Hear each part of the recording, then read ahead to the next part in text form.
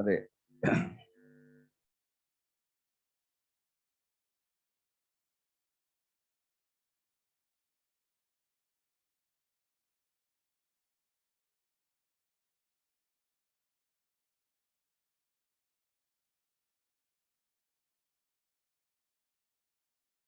Last class के अंदर बच्चों हम डायहाइब्रिड क्रॉस से रिलेटेड क्वेश्चन सोल्व कर रहे थे। इन डायहाइब्रिड क्रॉस के हमने कई सारे क्वेश्चन किए थे। इसमें प्रैक्टिस के लिए एक क्वेश्चन और ले लेते हैं जहां बच्चे गलती भी करते हैं। एक क्वेश्चन और लिखिएगा, डायहाइब्रिड क्रॉस में एक क्वेश्चन और लिखिए।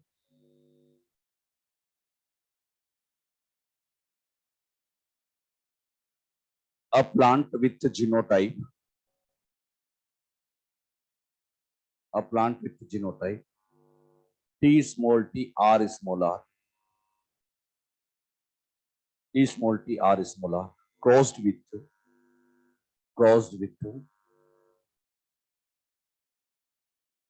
capital T capital T capital R small r, crossed with capital T R small r, genotypic plant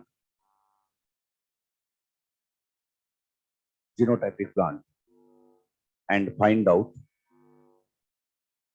पहला क्वेश्चन फिनोटाइपिक रेशियो, दूसरा टाइप्स ऑफ फिनोटाइप, तीसरा जीनोटाइपिक रेशियो, चौथा टाइप्स ऑफ जीनोटाइप और पांचवा जाइगोटिक कॉम्बिनेशन।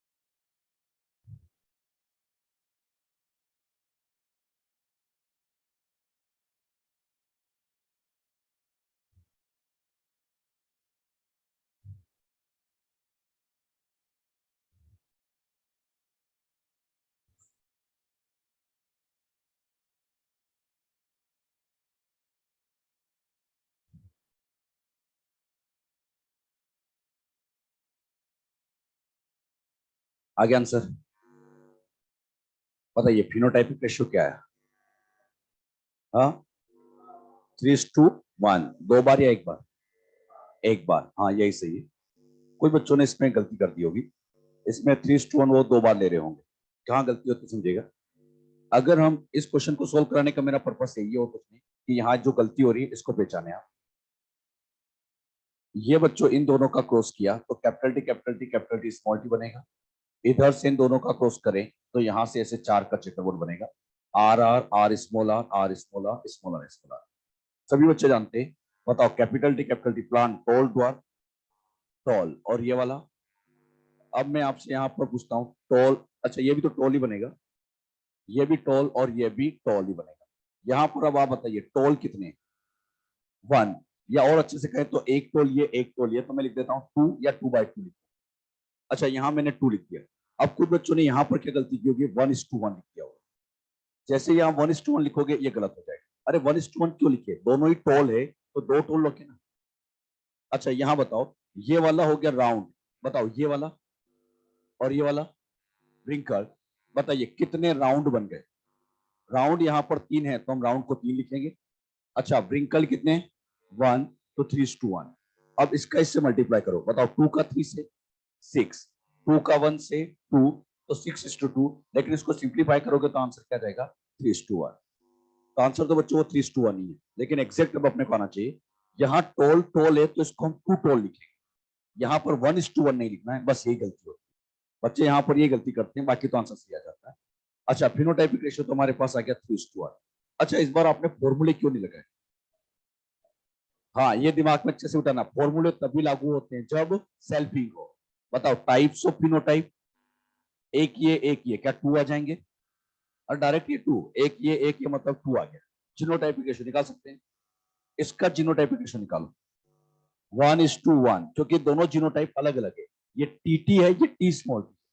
अच्छा, इसका जीनोटाइपिक निकाला जाए तो 1:2:1। बताओ 1 का इस 1:1 में मल्टीप्लाई करें, क्या 1:1 आएगा? और इस 1 का इस 1:1 में और तो 1:1 और आएगा। तो बताइए जीनोटाइपिक रेशियो क्या आ गया? 1:1 1:1। तो जीनोटाइपिक रेशियो यहां मिलेगा 1:2:1, 1:2:1। बताइए टाइप्स ऑफ जीनोटाइप काउंट कर लो सीधे, 1 2 3 4 5 6, तो ये 6 हो जाए। जाइगोटिक कॉम्बिनेशन, हाँ बताओ यहाँ चेकरबोर्ड कितने का? 2 का। यहाँ तो इधर चेकरबोर्ड 2 का, उधर 4 का, तो 4 2 कितना बन जाएगा? 8। बाकी सब तो समझ जाते हैं, सबसे ज्यादा गलती इसमें हो जाती है फिनोटाइपिकेशन निकालने। तो यहां पर आप टोल को 2 लेंगे, 1:1 नहीं लेना। समझ गए? यहां राउंड कितने हैं? हाँ, तो यहाँ 1 लेना चाहिए। अरे ये भी टोल है, ये टोल है, जब यहाँ टोल 2 है तो 2 लेंगे। राउंड कितने आ रहे हैं? 3 आ रहे तो 3 तो लेंगे।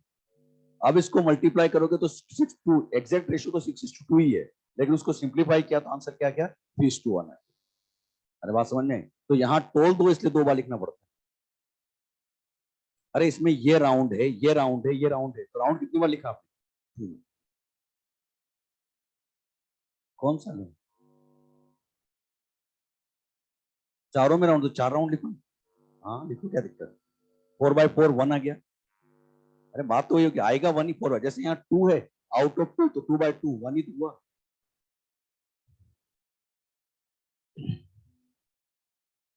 चलिए, ये तो बच्चों हमने डायहाइब्रिड क्रॉस तक सीखा। डायहाइब्रिड क्रॉस से आगे बढ़ते और वो हम सीखने जा रहे हैं ट्राइहाइब्रिड क्रॉस।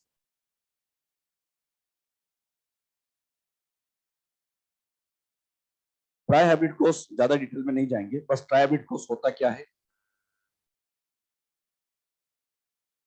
इसमें डायरेक्टली आप लोग को सब कुछ बताना है।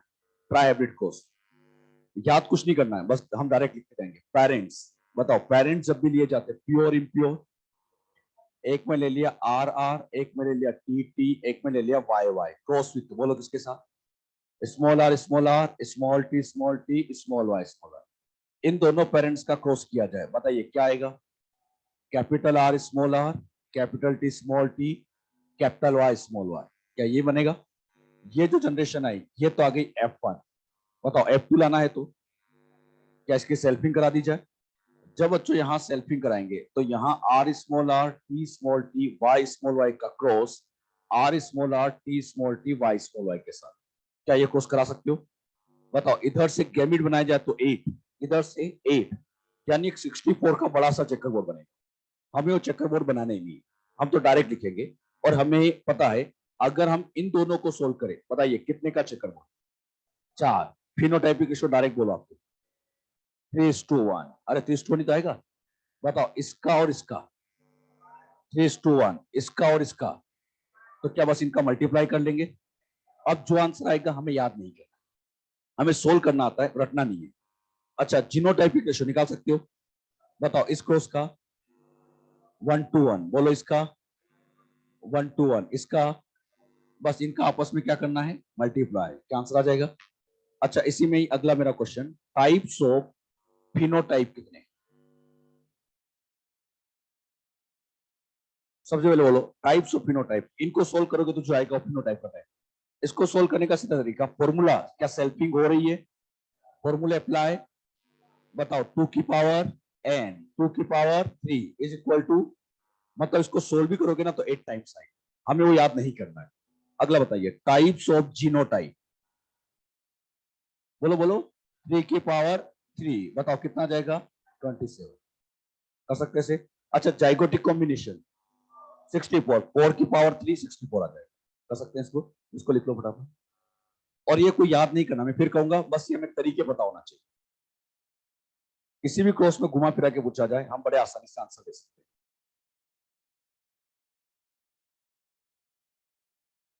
और यहां पर फॉर्मूले क्यों लगा लिए, अरे सेल्फिंग हो रही है ना।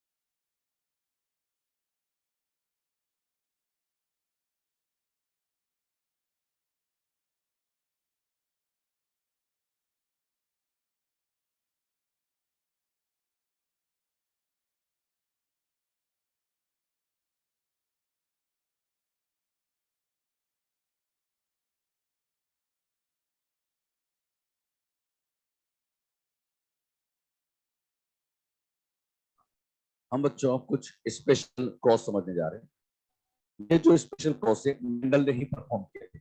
इन स्पेशल क्रॉस में मैं आपको दो क्रॉस समझाऊंगा। इसमें पहला हम सीखेंगे वो है बेक क्रॉस और दूसरा है रेसिप्रोकल क्रॉस। हम दो स्पेशल क्रॉस पढ़ने जा रहे हैं, बेक और रेसिप्रोकल। इनमें से बेक क्रॉस में एक टाइप आता है टेस्ट क्रॉस, जो आपकी एनसीईआरटी में लिखा है, तो उसको हमें अच्छे से ध्यान भी दें। बेक क्रॉस होता क्या है, नाम से ये हो गया कंप्लीट।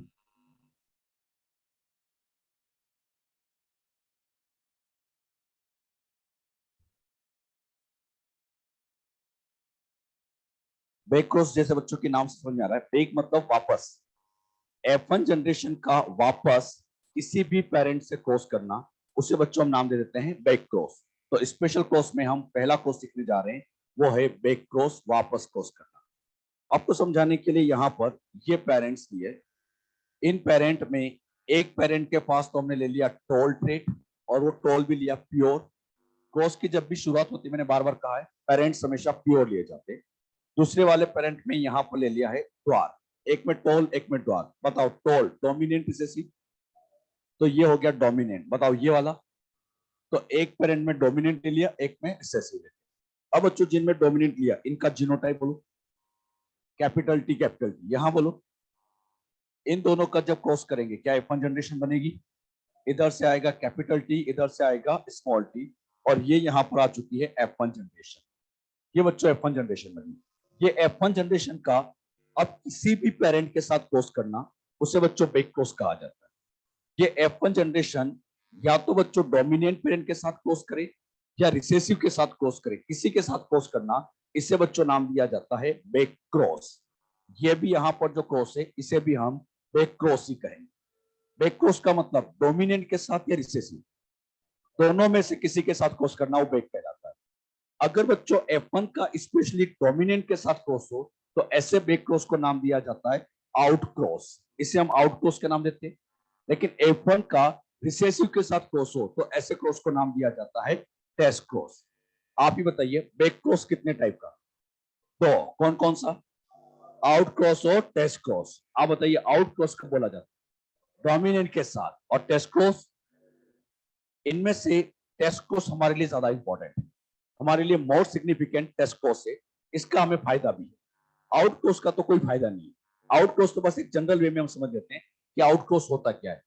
कभी बच्चों क्वेश्चन में ऐसा लिखा मिले कि ये आउट क्रॉस है, तो बताइए F1 का किसके साथ क्रॉस कराना, तो जो भी डोमिनेंट के साथ क्रॉस हो जाएगा उसी को बच्चों हम आउट क्रॉस नाम दे देंगे। अब F1 का जीनोटाइप सभी बच्चे बताएंगे क्या कैपिटल टी स्मॉल टी है, बताओ डोमिनेंट का क्या ये क्रॉस किया जा सकता है? ये प्लांट यहाँ पर है टॉल, बताओ ये भी, इनका जब क्रॉस कराएंगे तो यहाँ से टी स्मॉल टी, यहाँ से कैपिटल टी अरेंज करके देखा तो ये बना टी टी, ये बना टी स्मॉल टी। सभी बच्चों बताइएगा ये प्लांट क्या टॉल है? बताओ ये दोनों ही यहाँ पर टॉल टॉल है। अच्छा पहले प्लांट कैसे थे? क्रॉस के बाद भी कुछ नया तो बना ही नहीं, तो इससे हम कुछ कंक्लूजन नहीं निकाल पाते। मतलब आउट क्रॉस से कोई सिग्निफिकेंस नहीं मिलता, क्योंकि इसमें जो पहले फिनोटाइप होते हैं बाद में भी वही आते हैं, तो इससे हम कुछ कंक्लूजन नहीं निकाल पाते। अब मैं यहां पर आपसे कहूं फिनोटाइपिक रेशियो निकालो, तो बताओ ये भी टॉल है, ये भी टॉल है, बताओ कितने टॉल है? 2 आउट ऑफ 2, तो रेशियो क्या जाएगा 1। 2/2 लिखो या 1 लिखो या 2 लिखो, बात है। अच्छा जीनोटाइपिक रेशियो निकालो, ये जीनोटाइप क्या अलग अलग है? तो यहां आ जाएगा 1:1। सभी बच्चे देख के बताइएगा क्या पी आर जी आर की वैल्यू सेम आई? नहीं नहीं, पी आर कितना है जबकि जी आर 1:1 है। तो आउट क्रॉस में पी आर जी आर की वैल्यू सेम नहीं आती, और ये क्रॉस हमारे लिए कोई सिग्निफिकेंट नहीं है, क्योंकि इससे हम कुछ कंक्लूजन नहीं निकाल पाते। लेकिन हमारे लिए इंपॉर्टेंट कौन सा होता है? Test cross.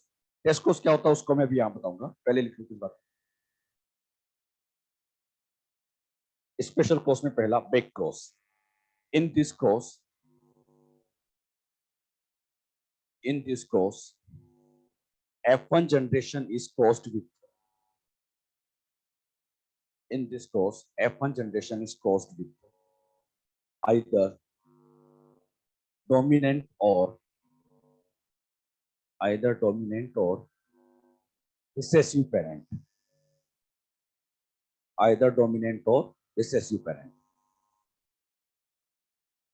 आगे लिखते टू टाइप, पहला आता है आउट क्रॉस और दूसरा है टेस्ट क्रॉस। आउट क्रॉस और टेस्ट क्रॉस, और ये बना भी लो फटाफट, ये बना लो, ये बना लो।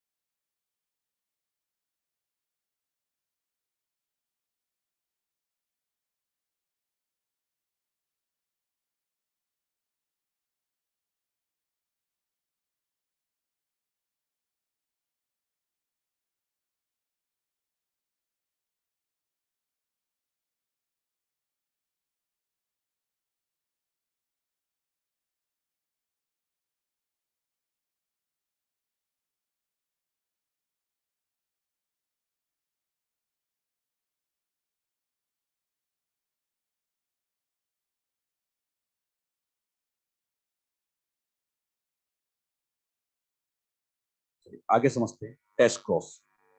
टेस्ट क्रॉस बच्चों हमारे लिए ज्यादा इंपॉर्टेंट है। टेस्ट क्रॉस शब्द तब बोलना है जब F1 का रिसेसिव पेरेंट के साथ क्रॉस हो। F1 अगर रिसेसिव के साथ क्रॉस हो रहा है तो उसे हम टेस्ट क्रॉस कहेंगे। टेस्ट क्रॉस हमारे लिए इंपॉर्टेंट होता है, तो इस टेस्ट क्रॉस को हम मोनोहाइब्रिड और डाइहाइब्रिड दोनों लेवल पे समझेंगे। मोनोहाइब्रिड टेस्ट क्रॉस में बताओ F1 का genotype capital T small T, recessive का स्मॉल टी के साथ। अब बच्चों यहाँ पर F1 का हमने रिसेसिव के साथ क्रॉस किया, यही बच्चों कहलाता है टेस्ट क्रॉस। टेस्ट क्रॉस में मेन बात ध्यान रखना, रिसेसिव के साथ क्रॉस होना, उसी को हम टेस्ट क्रॉस कहते हैं। यहां से बच्चों इसके गैमेट बनाए जाए, तो इधर से बनेगा टी स्मॉल टी, इधर से स्मॉल टी, अरेंज करके रखे तो ये बनेगा capital T small t small t small T. बताओ ये वाला प्लांट टॉल द्वार, ये वाला यहाँ पर क्या बनेगा, द्वार। तो ये बच्चों यहाँ द्वार बनेगा। अगर मैं आपसे फिनोटाइपिक रेशियो पूछूं, बताओ ये टॉल वर्सेस द्वार, क्या 1:1 आएगा? बताओ जीनोटाइपिक रेशियो, जो कि यहाँ टी स्मॉल टी या स्मॉल टी 1:1, तो बताइए पी आर की वैल्यू क्या जी आर के बराबर है? टेस्ट कोर्स की यही खासियत है कि इसमें पी आर जी आर की वैल्यू सेम आती है, जितना पी आर आएगा उतना ही जी आर आता है। ये तो बच्चों मोनोहाइब्रिड लेवल का है। थोड़ा सा आगे बढ़ते हैं, डाई हाइब्रिड। डाई हाइब्रिड में वही सेम F1 का रिसेसिव के साथ क्रॉस करना है। बताइए F1 का जीनोटाइप यहां मैंने लिया R small r Y small y, तो रिसेसिव का आप बोलो स्मॉल वाई, क्या ये क्रॉस कर सकते हैं? सभी बच्चे बताइएगा इधर से कितने गैमिट्स बनेंगे? 4। ये गैमिट बनाने में गड़बड़ नहीं करना है, क्या 4 बनेंगे? पहला बनेगा capital R capital R small r capital Y small y. बताओ इधर से कितने? एक बनेगा। ये जब चेकर बोर्ड बना के देखिए, 4 का एक छोटा सा चेकर बोर्ड बनाए, इस चेकर बोर्ड को सोल्व करें। बताओ यहाँ क्या बनेगा? आर स्मॉल आर वाई बोलो यहाँ पे आर स्मॉल वाई, यहाँ बोलो small r capital Y small y, यहाँ स्मॉल आर स्मॉल वाई। बताइए कैपिटल आर राउंड या व्रिंकल? राउंड। कैपिटल वाई से तो क्या ये राउंड येलो बनेगा? ये बोलो राउंड और ग्रीन, ये बोलो ब्रिंकल्ड और येलो, लास्ट वाला बोलो ब्रिंकल्ड और ग्रीन। अब बताओ चारों फिनोटाइप सेम बने या अलग? तो फिनोटाइपिक रेशियो आप बताओ। 1:1:1:1, कितनी बार 1? 4। Genotypic ratio 1:1:1:1। P R G R क्या बराबर ही आया? जितना पी आर होता है उतना ही क्या होता है, जी आर। ये बच्चों टेस्ट कोर्स की खासियत। अच्छा, इस टेस्ट कोर्स को हम ऐसे भी लिख सकते हैं, डाई हाइब्रिड टेस्ट कोर्स है तो एक तरह से डाई हाइब्रिड टेस्ट कोर्स को दो मोनोहाइब्रिड का मल्टीप्लाई भी कर सकते हो। जैसे बच्चों इसको ऐसे समझो, एक मोनोहाइब्रिड, ये बच्चों टेस्ट कोर्स है, टेस्ट कोर्स में मोनोहाइब्रिड का क्या है, 1:1। बताओ यहां मोनोहाइब्रिड का, अब दोनों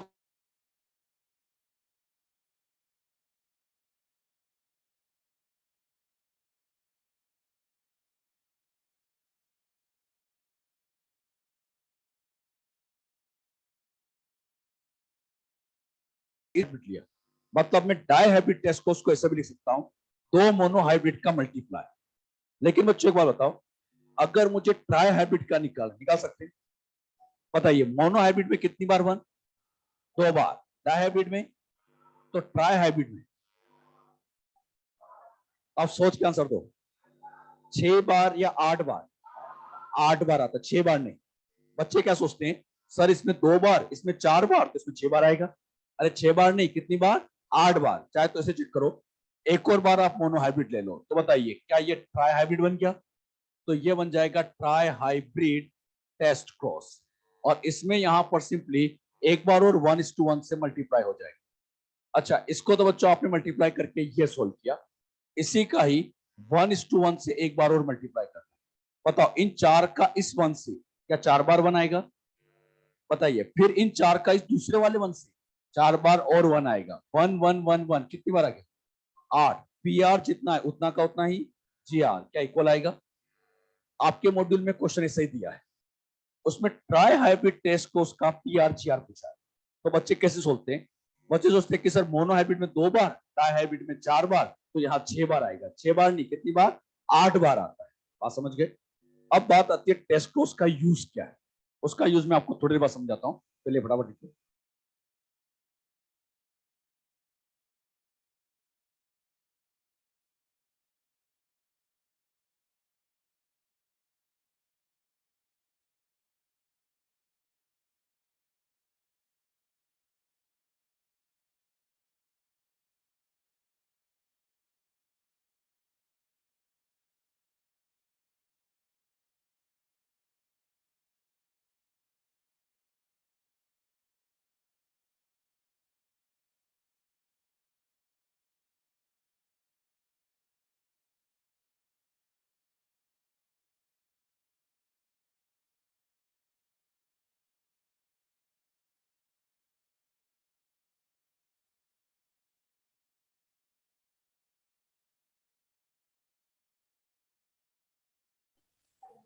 फिर मैं वहां से अपने रूम पे चला जाऊंगा, तो चार्जर नहीं आऊंगा। आज इस ब्लॉक का ना तो कर लूंगा।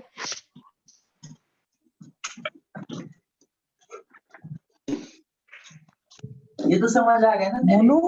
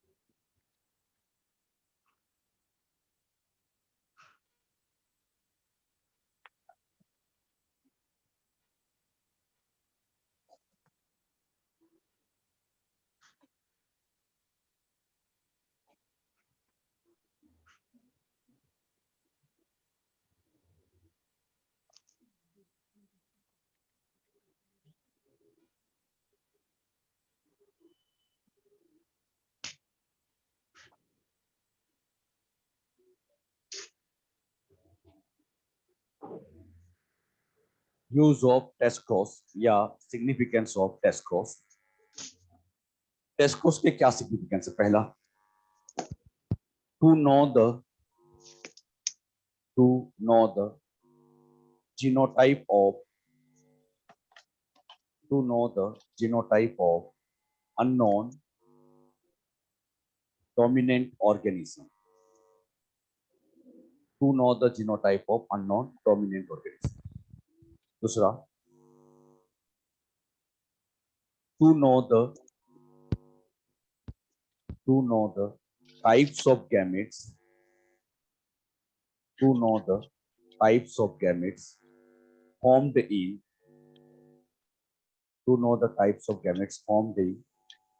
unknown dominant organism. Test cross के देखा जाए तो दो सिग्निफिकेंस,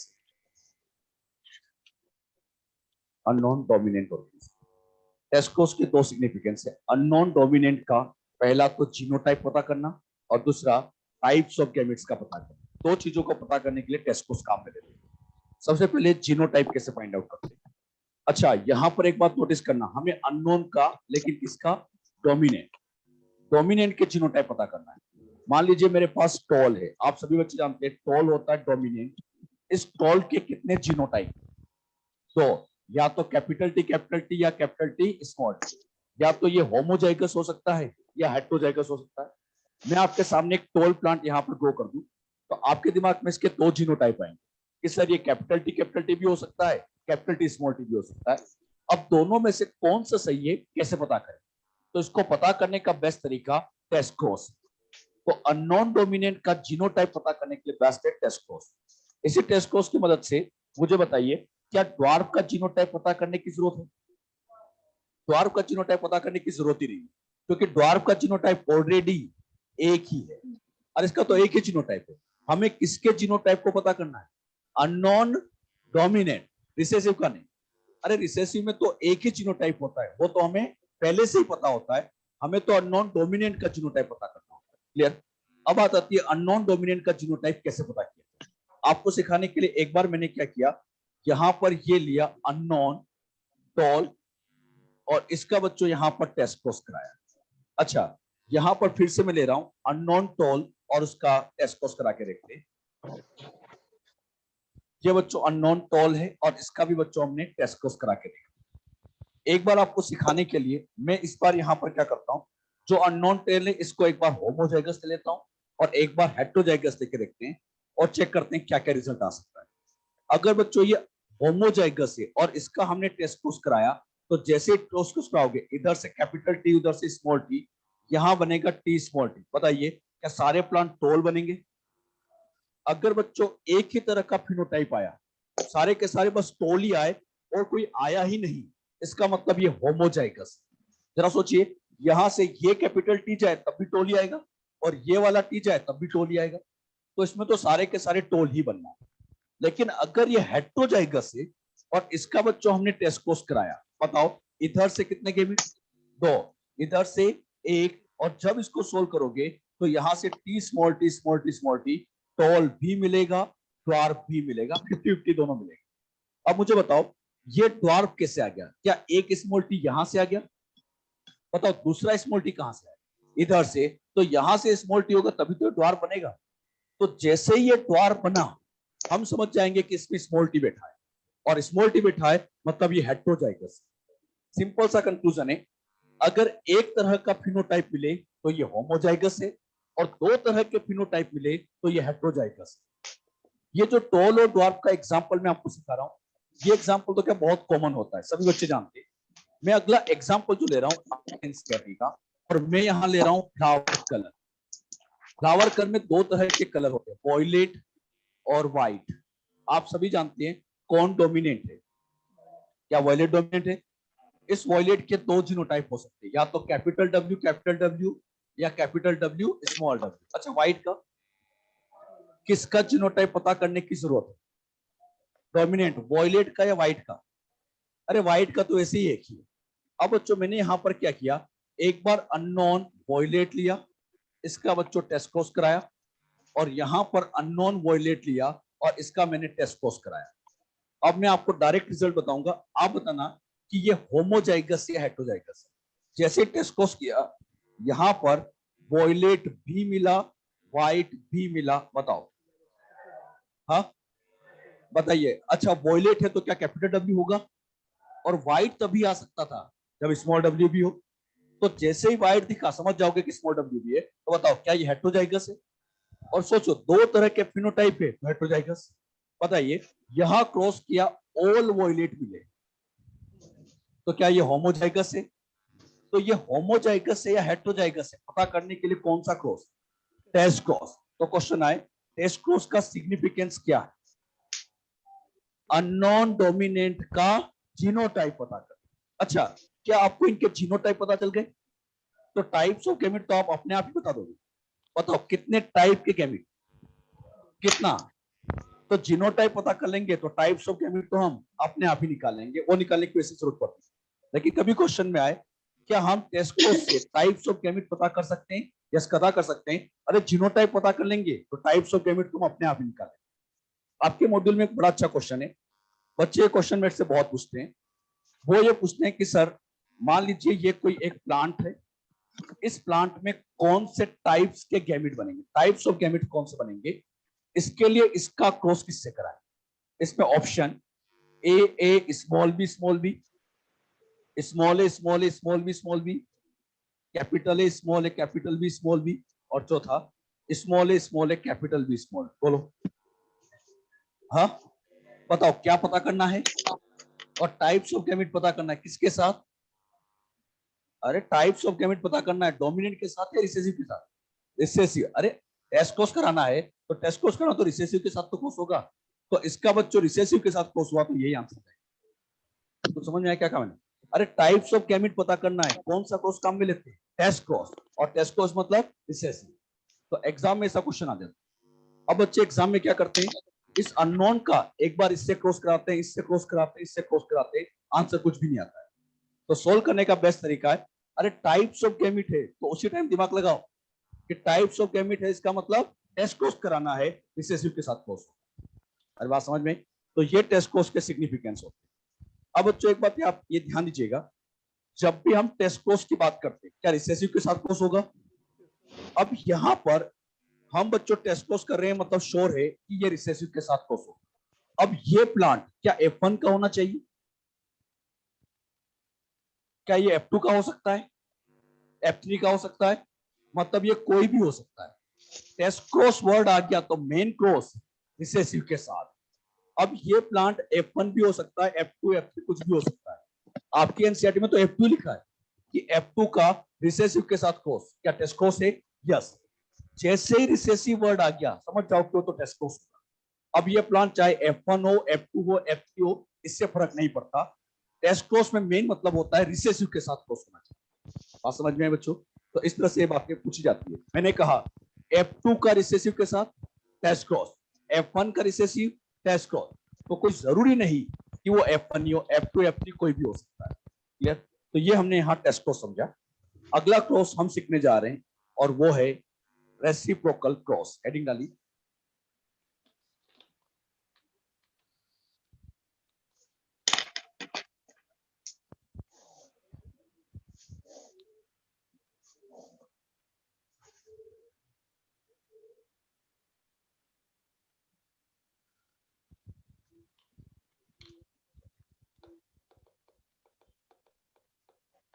रेसिप्रोकल क्रॉस,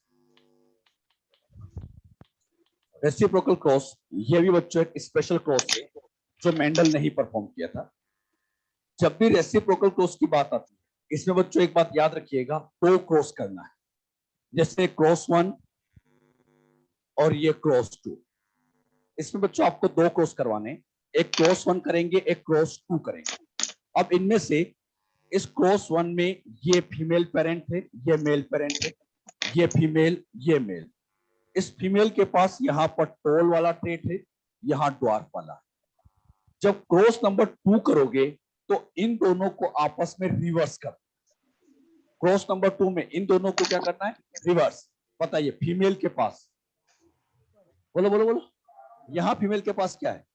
तो यहाँ उल्टा कर दो, यहाँ फीमेल के पास और मेल के पास। अब बात आती है इनको रिवर्स करने से क्या फायदा?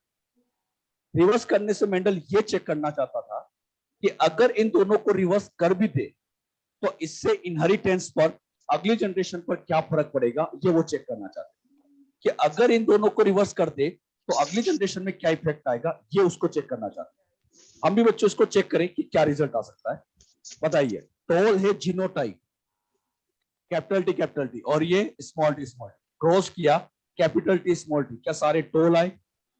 बताइए, यहां पर इस बार हमने रिवर्स कर दिया, ये हो गया स्मॉल टी, ये capital T.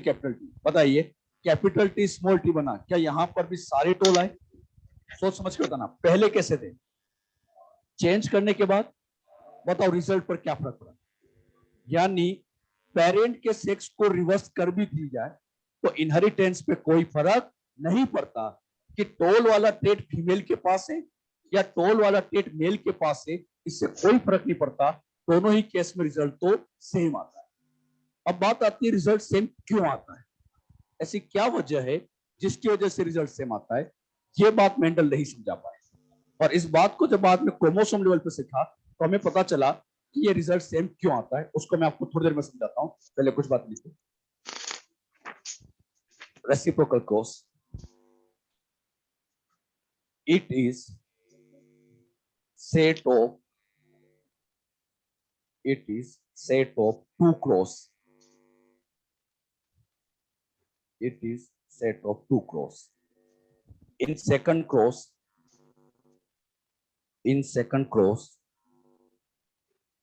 the sex of parent is,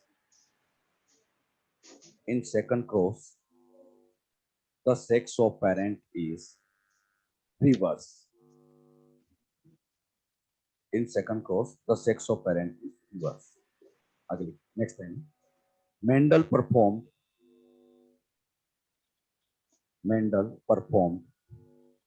reciprocal cross. Mendel performed reciprocal cross to know the to know the to know the to know the inheritance of character to know the inheritance of character is affected by inheritance of character is affected by sex of parent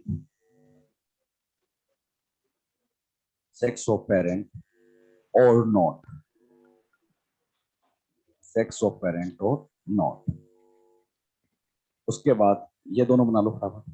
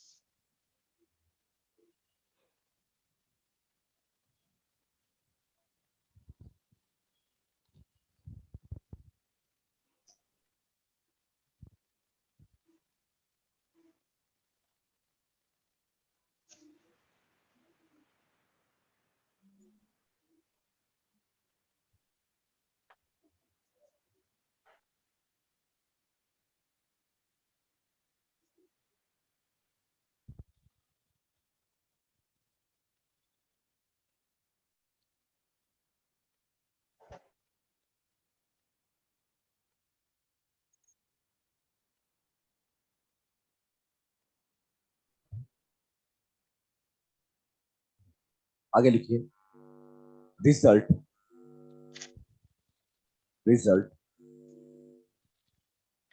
देखो Mendel obtained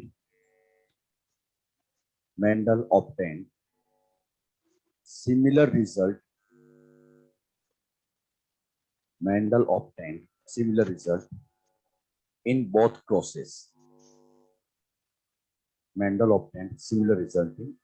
crosses conclusion इससे क्या conclusion निकला? Conclusion inheritance of character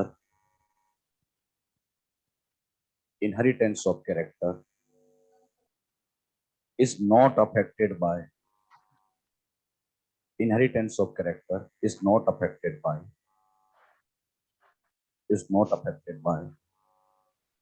sex of parent।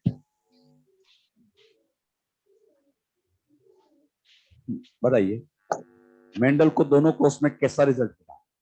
Same result से क्या conclusion है? Affect होता है या नहीं होता? इनको चेंज कर भी दिया जाए क्या तब भी रिजल्ट वही आता है? तो अफेक्ट नहीं होता। अब बात आती है अफेक्ट क्यों नहीं होता उसका रीजन समझे।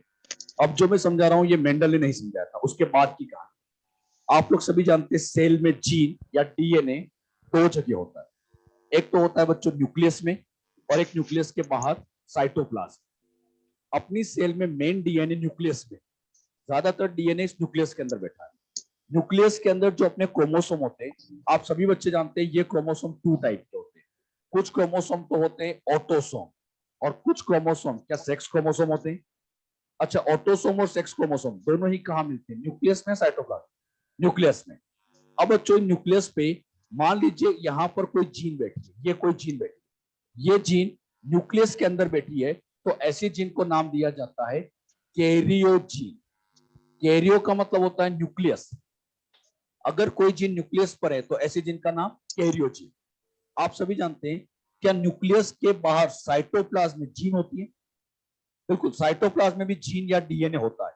और दो ऐसे सेल ऑर्गेनल है जिनके अंदर बच्चों डीएनए पाया जाता है। इन सेल ऑर्गेनल में पहला होता है माइटोकॉन्ड्रिया और दूसरा प्लास्टिड। आप सभी जानते हैं प्लास्टिड 3 तरह के होते हैं, क्लोरोप्लास्ट, क्रोमोप्लास्ट, ल्यूकोप्लास्ट। आप ही बताना किस प्लास्टिड के पास डीएनए? तीनों के पास। आज ये अच्छे सुन लेना बेटे, तीनों ही प्लास्टिड के पास डीएनए होता है, चाहे वो क्लोरोप्लास्ट हो, चाहे क्रोमो हो, चाहे ल्यूको हो। डीएनए तो बच्चों तीनों के ही पास प्रेजेंट होता है। और मैं तो ये कहूंगा कि तीनों के पास जो डीएनए होता है बिल्कुल सेम है। जैसा डीएनए क्लोरोप्लास्ट का है, सेम क्रोमो सेम ल्यूकोप्लास्ट के पास होता है। अब बच्चों यहाँ डीएनए पर ये एक छोटा सा पार्ट होता है, इस छोटे से पार्ट को कहा जाता है जीन। ये जीन न्यूक्लियस में है या साइटोप्लाज्म, तो ऐसी जीन का नाम साइटोप्लाज्मिक जीन।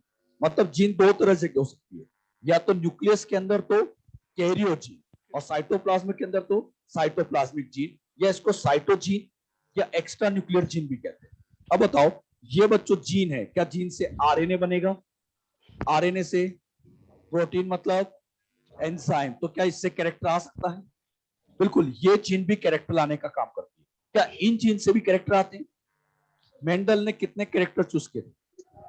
अब खास बात, जितने भी कैरेक्टर मेंडल ने चूज किए थे, सातों के सातों कैरियो जीन से कंट्रोल होते, और वो सातों के सातों ऑटोसोमल थे। इवन मैंने तो आपको उनके क्रोमोसोम नंबर भी बता रखे। क्रोमोसोम नंबर 1 4 5 7, क्या 1 4 5 7 पे? मतलब मेंडल ने जो 7 कैरेक्टर चूज किए थे, उनकी जीन क्रोमोसोम नंबर 1 4 5 7 ऑटोसोम पे होती। अच्छा, पी प्लांट में सेक्स क्रोमोसोम होते ही नहीं है। तो मेंडल की किस्मत अच्छी थी कि उसने सारे कैरेक्टर कैरियो जीन वाले लिए, और वो बाई चांस ले लिए थे, उसने कोई जानबूझ के लिए थे, बस उससे गलती से लेने में आ गए थे। उसे कुछ पता तो था नहीं, उसने तो मर्जी से कैरेक्टर लिए थे। जितने भी कैरेक्टर उसने लिए थे, बाई चांस कहें, मिस्टेक से कहें, उसने कैरियो जीन वाले ले लिए, और इसी कैरियो जीन पर लेने की वजह से दोनों कोर्स में रिजल्ट सेम आता है। ये रिजल्ट सेम आने के पीछे मेन रीजन यही है कि जितने भी कैरेक्टर लिए थे, सारे के सारे कैरियो जीन से कंट्रोल हो रहे थे, और सारे के सारे ऑटोसोमल थे। अगर गलती से मेंडल कोई ऐसा कैरेक्टर ले लेता जिसकी जीन साइटोप्लाज्म में होती या सेक्स क्रोमोसोम पे होती, तो उससे रेसिप्रोकल क्रॉस का रिजल्ट चेंज मिलता। मेंडल को रिजल्ट सेम इसीलिए मिला था क्योंकि उसने जितने भी कैरेक्टर लिए थे, सारे के सारे कैरियो जीन वाले थे। अगर कोई कैरेक्टर ऐसा ले लेता जिसकी जीन साइटोप्लाज्म में है, तो उससे रिजल्ट बदलता नहीं। अब बात आती है रिजल्ट कैसे बदल जाता है। एक एग्जांपल से मैं आप लोग को समझा भी देता हूं कि साइटोप्लाज्म में होने पर जीन का रिजल्ट कैसे चेंज हो जाता है। एक एग्जांपल से हम इसको क्लियर भी करते हैं। आप सभी बच्चे जानते हैं, ये एक फीमेल गैमेट है और ये मेल गैमेट है। फीमेल गैमेट की साइज बड़ी होती है और मेल गैमेट की साइज रिलेटिवली छोटी होती है। बताओ कौन साइज वाइज बड़ा होता है? फीमेल। इस फीमेल गैमेट के अंदर ये बच्चों इसका न्यूक्लियस है, ये न्यूक्लियस है फीमेल का, और ये न्यूक्लियस है मेल का। अच्छा, न्यूक्लियस के चारों तरफ क्या भरा होता है? ये साइटोप्लाज्म फीमेल का और ये साइटोप्लाज्म मेल का। जब बच्चों इन दोनों का फर्टिलाइजेशन होता है, तो जब अगली जनरेशन बनती है, नेक्स्ट जनरेशन, सबसे खास बात, नेक्स्ट जनरेशन में न्यूक्लियस दोनों का आता है। यहां से भी न्यूक्लियस आएगा और यहां से भी न्यूक्लियस आएगा। बताओ, यहां न्यूक्लियस फीमेल का आया या मेल का? दोनों का। मैं कहूंगा दोनों का आया। लेकिन सबसे मजे की बात, जब यहां से साइटोप्लाज्म आता है, तो यह साइटोप्लाज्म केवल और केवल फीमेल का आता है। मेल का साइटोप्लाज्म अगली जनरेशन में ट्रांसफर नहीं होता। बहुत अच्छे सुन लेना बेटे, अगली जनरेशन में न्यूक्लियस किसका? न्यूक्लियस किसका? साइटोप्लाज्म केवल फीमेल का जाता है, मेल का नहीं। अब बात आती है मेल का क्यों नहीं जाता। मेल का बच्चों इसलिए नहीं जाता क्योंकि मेल गैमेट में साइटोप्लाज्म होता ही नेग्लिजिबल। अरे मेल गैमेट पहले ही बहुत छोटे और उनमें साइटोप्लाज्म बहुत ही नेग्लिजिबल क्वांटिटी में होता है। और कई बार तो ऐसा होता है कि जब इन दोनों का फर्टिलाइजेशन हो रहा होता है, तो यहां से केवल न्यूक्लियस जाता है, बाकी पार्ट तो बाहर ही रह जाता है। तो बताओ, अगली जनरेशन में सब बोलना, न्यूक्लियस किसका? साइटोप्लाज्म केवल। क्या साइटोप्लाज्म अगली जनरेशन में जाता है? साइटोप्लाज्म अगली जनरेशन में जाए तो ऐसी इनहेरिटेंस को नाम दिया जाता है साइटोप्लाज्मिक इनहेरिटेंस। यही बच्चों साइटोप्लाज्मिक इनहेरिटेंस है। दोनों पेरेंट से शो होती है एक से। साइटोप्लाज्मिक इनहेरिटेंस दोनों से होती है एक से, मेल या फीमेल, तो shown by only, show by only female. ये फीमेल से ही जाती है, इसलिए इसको मैटरनल भी कहते हैं। अब बच्चों यहां पर हमने समझने के लिए क्या किया, यहां एक क्रॉस किया, इस क्रॉस में ये फीमेल और ये मेल है। अब बच्चों रेसिप्रोकल क्रॉस जब करते हैं, क्या इसमें दो क्रॉस करने होते हैं? यहां फीमेल यहां मेल, सभी बच्चे जानते हैं। इसमें फीमेल को मैंने ले लिया ग्रीन कलर और मेल के पास ले ली व्हाइट कलर। तो बताओ इसमें क्या करें? फीमेल के पास व्हाइट और मेल के पास, बताओ दोनों को ऐसे चेंज करके क्रॉस करना, नाम बोलो। रेसिप्रोकल। हम वही क्रॉस कर रहे हैं। अब बच्चों इन कलर को लाने के लिए ज्यादातर जीन प्लास्टिड के पास होती है। कलर को लाने के लिए ज्यादातर जीन कहाँ है? प्लास्टिड। ये बच्चों न्यूक्लियस है। अच्छा, यहां पर ये न्यूक्लियस मेल फीमेल का, यहां अगर ग्रीन कलर आ रहा है तो इस ग्रीन कलर को लाने वाला क्लोरोप्लास्ट होता है, ग्रीन कलर लाने वाला। और अगर यहाँ व्हाइट कलर आ रहा है तो इसके पीछे जो प्लास्टिड होता है वो ल्यूकोप्लास्ट होता है। बताओ यहाँ कौन सा? यहाँ। अब बच्चों जब इन दोनों का फर्टिलाइजेशन होगा, सोच समझ के जवाब देना। न्यूक्लियस, क्या न्यूक्लियस दोनों का आएगा? बट न्यूक्लियस तो दोनों के आ गए। बताओ साइटोप्लाज्म, अच्छे से बोलो। अगर फीमेल का पहुंचा तो क्या क्लोरोप्लास्ट जाएगा? अगर क्लोरोप्लास्ट पहुंचा तो कलर बोलो, क्या ग्रीन कलर आ गया? अच्छा, यहां ग्रीन कलर आया। हमने क्या सीखा? अगर रेसिप्रोकल क्रॉस कर भी दे तो मेंडल के अकॉर्डिंग क्या यहां पर भी कलर ग्रीन आना चाहिए? मेंडल ने क्या पढ़ाया था? दोनों क्रॉस में रिजल्ट, तो यहां पर भी ग्रीन आना चाहिए। लेकिन चेक करते हैं यहां बच्चों, इस बार हमने फिर से ये चेक किया। जब यहां पर हम चेक करेंगे, सोच समझ के बताते जाना। बताओ व्हाइट है, कौन सा प्लास्टिक? क्या ल्यूकोप्लास्ट है? बताओ ग्रीन है, बोलो बोलो बोलो।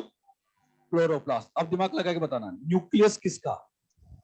साइटोप्लाज्म, बोलो बोलो बोलो। फीमेल, क्या ये ल्यूकोप्लास्ट पहुंचेगा? बताओ ल्यूकोप्लास्ट पहुंचा तो कलर आना क्या चाहिए था, लेकिन ग्रीन नहीं आता, क्या आता है? तो बताइए इस रेसिप्रोकल क्रॉस में रिजल्ट सेम रहा या बदल गया? आप ही बताओ क्यों बदल गया? क्योंकि जीन साइटोप्लाज्म में, अरे कुछ समझे?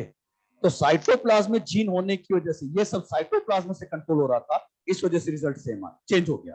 तो फिर मेंडल को रिजल्ट सेम क्यों आता था? क्योंकि उसने जितने भी कैरेक्टर लिए थे वो कैरियो जीन वाले थे। तो सीखे बच्चों, तो मेंडल के जो कैरेक्टर थे वो कैरियो जीन वाले थे। लेकिन जीन अगर साइटोप्लाज्म में है या इन सेक्स क्रोमोसोम पे है, रिजल्ट बदल जाता है। अरे बात समझ में? तो इसमें कुछ बात लिखो। मेंडल को सेम रिजल्ट क्यों मिला, उसका रीजन लिखो। रीजन देखिए, characters studied by Mendel, character studied by Mendel were controlled by, character studied by Mendel were controlled by carrier gene, were controlled by carrier gene, and this gene is located on, and this gene is located on autosome. This gene is located on autosome. Again, result of reciprocal cross. Result of reciprocal cross. Change in two cases. Result of reciprocal cross. Change in two cases. पहला, gene present in cytoplasm. Gene present in cytoplasm. Bracket में देना, cytoplasmic inheritance.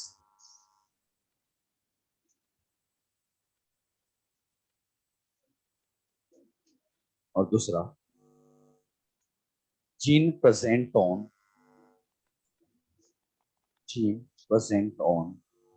sex chromosome. Gene present on sex chromosome. Bracket में देना, sex linkage. और चाहे तो ऐसे बना भी लो फटाफट। आगे बच्चों जब मैं आपको साइटोप्लाज्मिक इनहेरिटेंस सिखाऊंगा, ये बार बार डायग्राम नहीं बनाया, वहां पे फटाफट आपको बताऊंगा। एक तरह से मैंने आपको साइटोप्लाज्मिक इनहेरिटेंस बहुत सारे सिखाया, जल्दी से बना लो फटाफट फटाफट।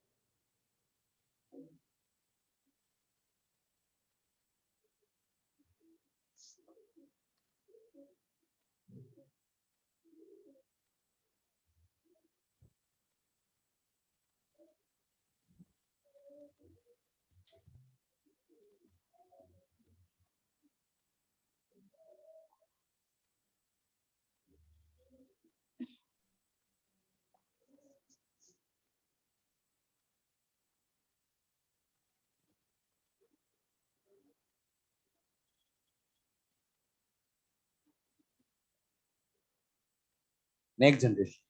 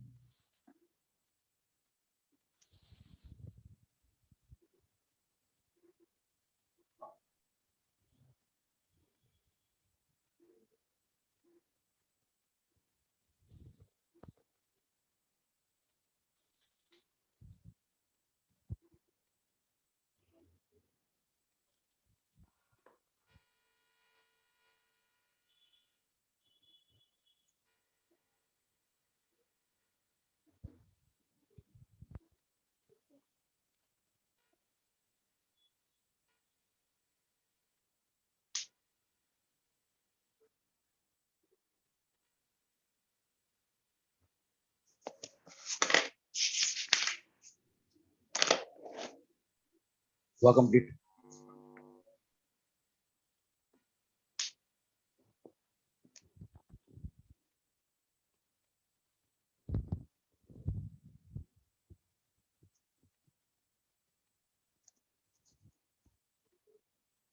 ये समझ में आया सबको? जो मेंडल को रिजल्ट सेम क्यों मिला था? क्यों मिला था? कैरियोजी। ये रिजल्ट तब चेंज हो सकते हैं साइटोप्लाज्म में हो या सेक्स क्रोमोसोम। अच्छा एक बात बताओ, रेसिप्रोकल क्रॉस में रिजल्ट सेम आए, रेसिप्रोकल क्रॉस में रिजल्ट सेम आए, तो क्या जीन कैरियोजीन होगी, ऑटोसोम पे होगी? अब बताओ, अगर जीन साइटोप्लाज्म में है तो जो फीचर आएंगे वो केवल फीमेल के आएंगे। बताओ, फीमेल में कलर कौन सा?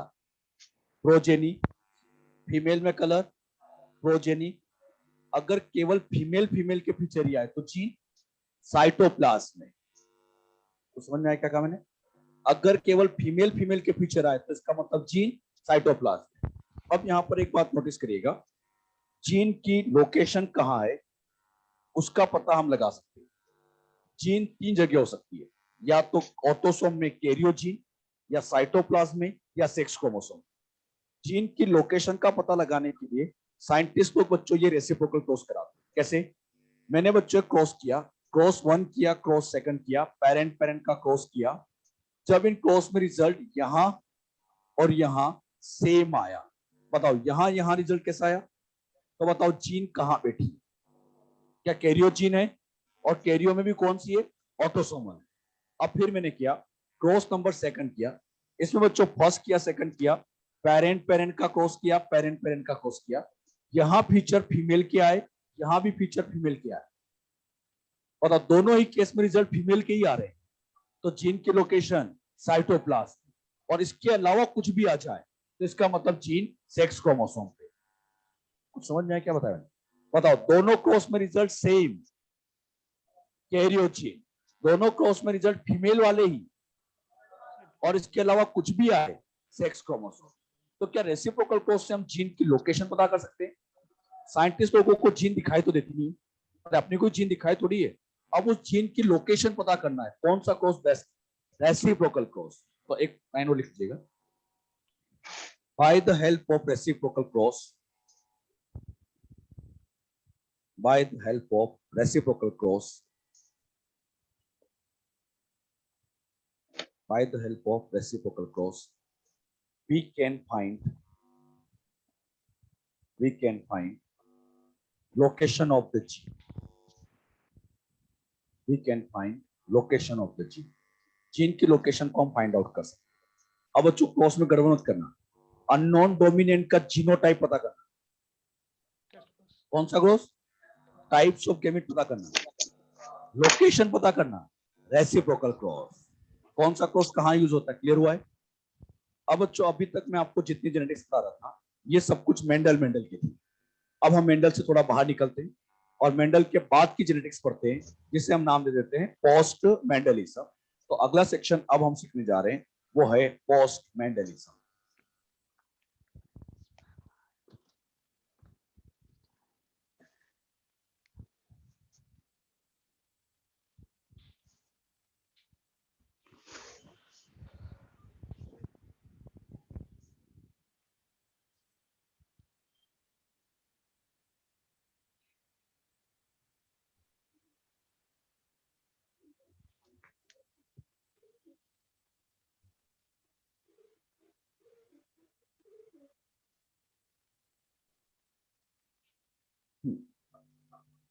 इस पोस्ट मेंडलिज्म को समझाने से पहले मैं आप लोगों को बच्चों दो तरह के कैरेक्टर्स बताना चाहता हूं। जेनेटिक्स के अंदर जब भी हम कैरेक्टर की बात करते हैं दो तरह के कैरेक्टर चलते हैं। एक तो होते हैं बच्चों क्वालिटेटिव और दूसरे होते हैं क्वांटिटेटिव। दो तरह के कैरेक्टर, ये लिखना नहीं है, बस समझने के लिए ध्यान दो इधर। क्वालिटेटिव कैरेक्टर और क्वांटिटेटिव कैरेक्टर, दो तरह के कैरेक्टर है, क्वालिटेटिव क्वांटिटेटिव। इनको आपको नोट नहीं करना, इसको हम आगे समझेंगे पॉलीजेनिक में, तब नोट करेंगे। बस इनका मीनिंग समझ लो अभी। क्वालिटेटिव कैरेक्टर उन कैरेक्टर्स को कहा जाता है जो डोमिनेंट एलील की नंबर पर डिपेंड ना करे। डोमिनेंट एलील के नंबर पे डिपेंड ना करे, उसकी क्वालिटी पे डिपेंड करे, तो वो क्वालिटेटिव होते हैं। जो डोमिनेंट एलील की क्वांटिटी पे डिपेंड करे तो उनको हम क्वांटिटेटिव कहते हैं। क्वालिटेटिव किसको कहते हैं? जो डोमिनेंट एलील के नंबर पर डिपेंड ना करे उसे हम क्वालिटेटिव कहते हैं। इन क्वालिटेटिव को समझने के लिए मैंने यहां पर लिखा जीनोटाइप। उस जीनोटाइप में डोमिनेंट अलील कितने वो लिखा और उसके रिस्पेक्ट में हाइट क्या क्या आती है उसको हमने लिखा। यहां बच्चों मैंने जीनोटाइप लिखा capital T capital T, capital T small t small t small T. सभी बच्चों बताइएगा डोमिनेंट अलील कितनी? दो, यहां एक, यहां जीरो। अब डोमिनेंट अलील दो है, सिखाने के लिए मैंने ले लिया कि प्लांट की हाइट 10 सेंटीमीटर है और यहां पर हाइट ले ली मैंने 5 सेंटीमीटर। अब सोच समझ के बताना कितने डोमिनेंट अलील है, हाइट कितनी, कितने डोमिनेंट। लेकिन जब हाइट को चेक किया तब भी हाइट 10 ही आई। तो जरा सोचिए, दो डोमिनेंट है क्या तब भी 10 है, एक डोमिनेंट है तभी 10 है। तो बताइए हाइट डोमिनेंट अलील के नंबर पर डिपेंड नहीं कर रही। अगर डोमिनेंट अलील के नंबर पर डिपेंड ना करे तो उसे हम क्वालिटेटिव कहते हैं। क्वालिटेटिव नाम इसलिए दिया गया है क्योंकि ये डोमिनेंट अलील की क्वालिटी पे डिपेंड करता है। क्वालिटी से मेरा मतलब ये है कैपिटल टी होना चाहिए। कैपिटल टी है 10 सेंटीमीटर, कैपिटल टी है 10 सेंटीमीटर, कैपिटल टी नहीं है इसलिए 5 है। तो डोमिनेंट एलील की क्वालिटी होनी चाहिए। अब वो दो हो एक हो उससे फर्क नहीं है, क्वालिटी है तो उसको हम क्वालिटेटिव कहते हैं। अभी तक जेनेटिक्स में मैंने आपको जितने भी कैरेक्टर सिखाए, मेंडल के साथों कैरेक्टर और जो भी कैरेक्टर लिए, ये सारे के सारे क्वालिटेटिव थे। लेकिन अब जो हम जेनेटिक्स पढ़ेंगे इनमें कुछ कैरेक्टर क्वांटिटी वाले भी आएंगे, सभी नहीं, कुछ कैरेक्टर ऐसे आएंगे जो क्वांटिटी वाले हो। क्वांटिटेटिव किसको कहते हैं समझिएगा। यहां पर फिर से मैंने लिखा जीनोटाइप, यहां लिखा T T T small t small t small. सभी बच्चे बताइए डोमिनेंट अलील बोलो एक, बोलो जीरो। यहां हाइट आई 10 सेंटीमीटर, यहां हाइट आई 5 सेंटीमीटर। लेकिन जब यहां चेक किया, बताओ इधर कितनी आई थी, लेकिन यहां चेक किया तो हाइट आई 7.5। बताइए डोमिनेंट एलील कितने? Height 10, dominant allele height 7.5। Dominant allele नहीं है तो हाइट भी बहुत कम है। जैसे जैसे डोमिनेंट एलील कम होते जा रहे, क्या हाइट कम होती जा रही? बताओ हाइट किस पे डिपेंड कर रही? डोमिनेंट एलील की नंबर पे और डोमिनेंट एलील की क्वांटिटी पे डिपेंड कर रही है। तो इसीलिए कैरेक्टर को कहा जाता है क्वांटिटेटिव। ये क्वालिटेटिव क्वांटिटी को समझ में आया? एक बार सभी बोलेंगे अच्छे से, डोमिनेंट एलील की नंबर पे डिपेंड करे, नंबर पे डिपेंड करे क्वांटिटेटिव, नंबर पे डिपेंड ना करे क्वालिटेटिव। मेंडल ने कितने कैरेक्टर लिए थे? 7 के 7 क्वालिटेटिव थे। लेकिन अब हम पढ़ेंगे क्वांटिटेटिव। बात समझ में? हम जो सीखने जा रहे हैं अब बच्चों हम सीखेंगे पोस्ट मेंडलिज्म। पोस्ट मेंडलिज्म मतलब मेंडल के काम की रीडिस्कवरी के बाद की जेनेटिक्स। मेंडल के काम रीडिस्कवर क्या 1900 में हुए थे, तो 1900 ऑनवर्ड की जो जेनेटिक्स है उसी को बच्चों हम पोस्ट मेंडलिज्म कहते हैं। 1900 ऑनवर्ड की जेनेटिक्स को हम पोस्ट मेंडलिज्म के नाम से जानते हैं। इस पोस्ट मेंडलिज्म में मैं आप लोगों को कई तरह के इंटरेक्शन समझाऊंगा। इन इंटरेक्शन में दो तरह की मेन इंटरेक्शन चलती है, अलीलिक और नॉन अलीलिक। अब ये अलीलिक और नॉन अलीलिक क्या होता है पहले वो समझे। आपको समझाने के लिए ये बच्चों मैंने यहाँ पर क्रोमोसोम को ड्रॉ किया, यहाँ पर ये क्रोमोसोम बनाया और यहाँ ये क्रोमोसोम ड्रॉ किया। अच्छा, इस क्रोमोसोम पर जो अलील है ये लिखा कैपिटल ए, यहाँ लिखा स्मॉल ए, यहाँ लिखा कैपिटल बी, यहाँ लिखा स्मॉल बी। सभी बच्चे अच्छे से बताना, ये ए और स्मॉल ए क्या आपस में अलील है? अगर ये दोनों आपस में किसी भी चीज के लिए इंटरेक्शन करें तो ऐसे इंटरेक्शन को नाम दिया जाता है अलीलिक इंटरेक्शन। इसे बच्चों हम अलीलिक इंटरेक्शन कहते हैं। अलील अलीलिक इंटरेक्शन अलीलिक कहलाता है। एक बात ध्यान दीजिएगा, यहां पर जीन हाइट की है तो यहां पर जीन, बताओ जीन अलग टाइप की है सेम? तो क्या एक ही टाइप की जीन है? और एक ही टाइप की जीन है तो इसे हम वन जीन इंटरेक्शन भी कहते हैं। अलीलिक का ही दूसरा नाम वन जीन। वन जीन नाम इसलिए दिया क्योंकि जो जीन यहां थी वही जीन यहां थी, जीन तो सेम ही टाइप की, इसलिए इसको हम वन जीन इंटरेक्शन भी कहते हैं। और सेम टाइप की जीन में होती है इसीलिए बच्चों इसको कई जगह इंट्राजेनिक इंटरेक्शन भी कहते हैं। विद इन जीन होती है तो इसे हम इंट्राजेनिक भी कहते हैं। अच्छा, अलीलिक कहो, वन जीन कहो, इंट्राजेनिक कहो, बात एक ही है। लेकिन यहां देखिएगा, ये स्मॉल ए और ये कैपिटल बी। अब बताओ क्या ये दोनों आपस में अलील है? अलील नहीं है तो इनके इंटरेक्शन को नाम दे देंगे नॉन अलीलिक इंटरेक्शन। ये बच्चों नॉन अलीलिक इंटरेक्शन है। सोच समझ के बताना, यहां की जीन अलग या सेम? अलग अलग जीन की इंटरेक्शन है इसलिए इसको एक नाम और दिया जाता है इंटरजेनिक। बताओ ये कौन सी थी? तो ये क्या नाम दिया? इंटर। तो दो तरह की इंटरेक्शन होती है, इंट्रा और इंटर। अब बच्चों हमारे लिए इंपॉर्टेंट है एलिलिक इंटरेक्शन।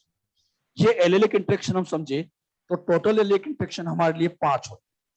इन 5 इंटरेक्शन में सबसे पहले नंबर पे आता है वो है इनकम्प्लीट डोमिनेंसी। इसी में ही अगले नंबर पे आता है वो है कोडोमिनेंसी। नेक्स्ट नंबर पे आता है वो है मल्टीपल अलील। अगले नंबर पे आता है प्लियोट्रॉपिक जीन। ये 4 तो हो गई, इसमें एक और आती है लीथल जीन, घातक gene.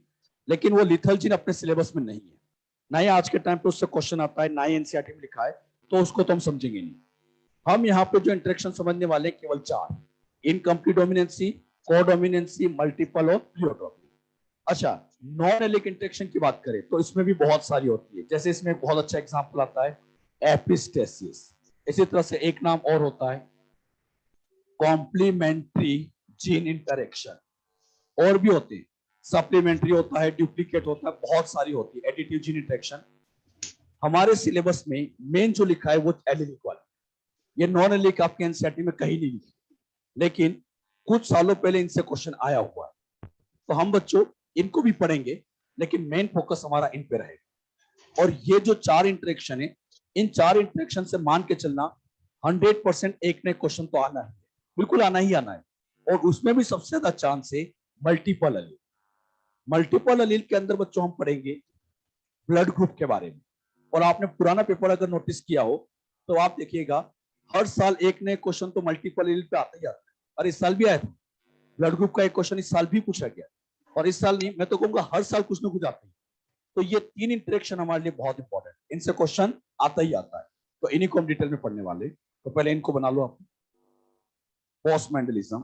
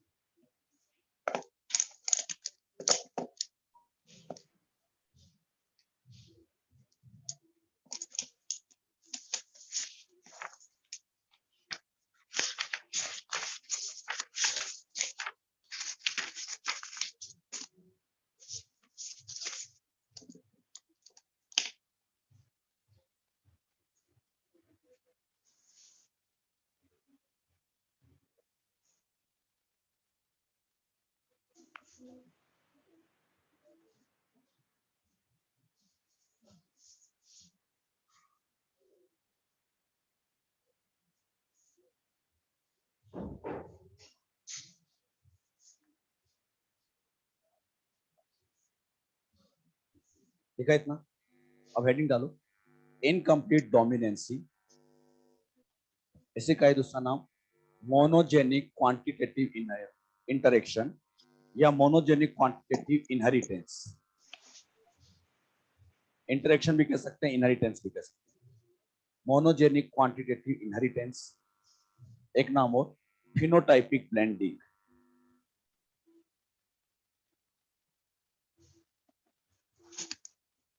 Phenotypic blending, phenotypic blending. इसमें लिखिएगा एक्सेप्शन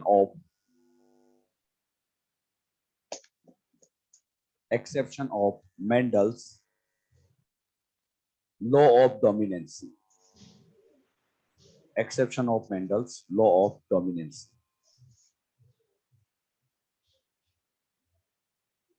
अगर in this interaction,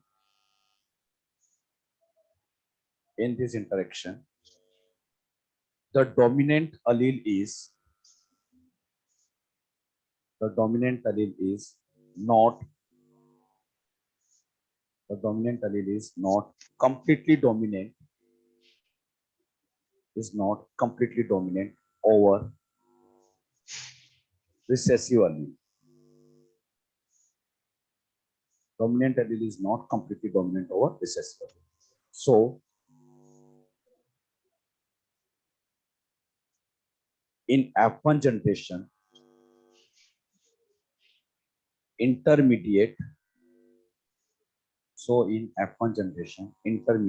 form is developed. F1 generation intermediate form is developed. आगे F1 generation is not resemble with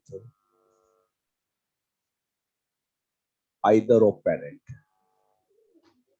F1 generation is not resemble with either of parent. आगे लिखो in F2 generation,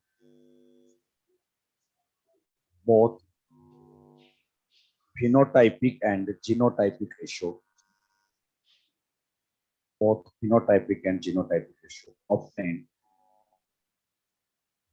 similar. Discovered by Carl Correns.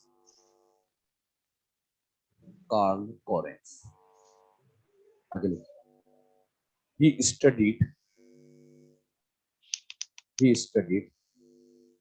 flower color of